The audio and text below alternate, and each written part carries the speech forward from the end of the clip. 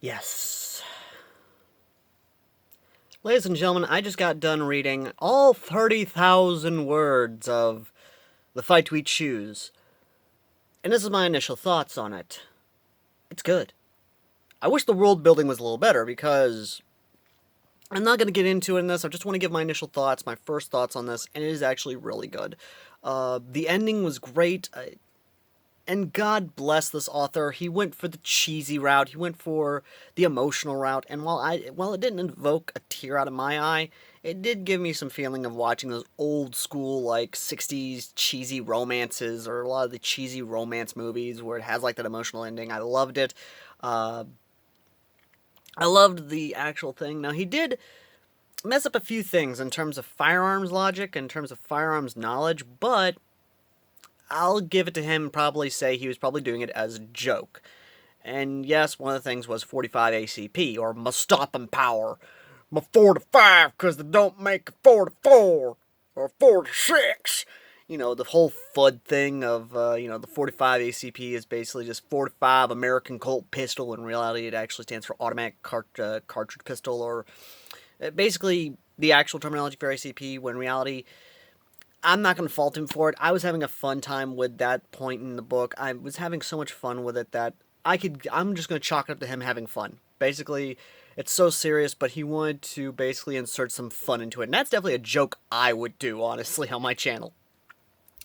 So, to the author himself, that was great. I loved it. I loved every moment of it. I was actually invested in this chapter. I cannot wait to see what you do with this, because the ending itself, while yes, a sappy one, does leave it open-ended to a lot of cool ideas. And I'm not gonna lie on that. There are a lot of cool ideas that he can take this. He could take this to a spin-off or even an epilogue, because he stated that this isn't the final chapter. So I'm hoping we see an epilogue, or at least a type of like time skip where we see the main characters. We see the world building even, because the world building, he did kind of show a little bit of it. And God bless this author, he does not give a shit about political correctness. He's actually speaking it as it is, and thank God for it. I love it when authors don't give a shit about political correctness and they actually want to tell a story and not give a fuck about whose feelings they hurt. I love that. I really do. And the '60s were a time where racism was a thing, was actually being fought and was definitely still changing. I fucking loved it.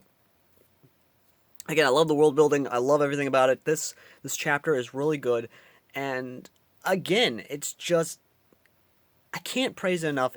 Go read this damn thing. Like legitimately, go read this. It is worth the time and investment to actually invest into these 10 chapters now. Uh, you will get a full review in America Month, which is by the time this video is uploaded, is tomorrow technically. I'm actually gonna be, after I turn this off, I'm gonna start filming the videos for America Month. One of those videos is of course gonna be the chapter 10 review, because again, it's so good and there's so much possibilities to talk about in this. I've gotta do it. So as much as I know Ron's gonna probably be disappointed, I know everyone who is looking forward to America and Other Worlds is gonna be disappointed.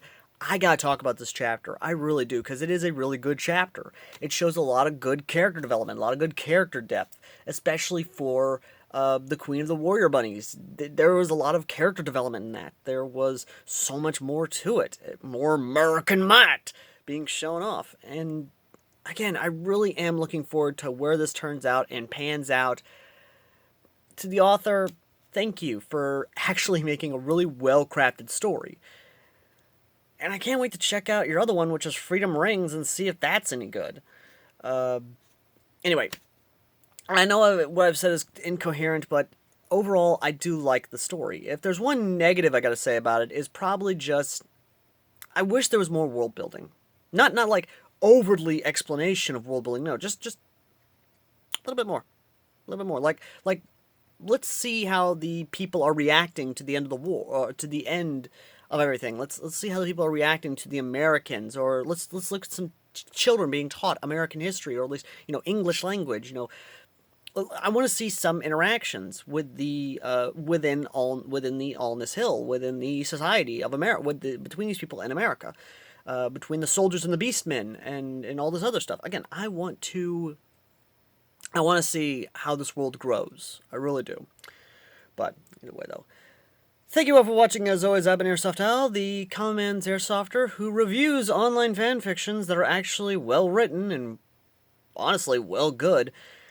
And someone who rocks a beret because you guys like the beret. I personally like the beret. And yes, I am going to get something for this right here. So that way the beret is not completely naked all the time.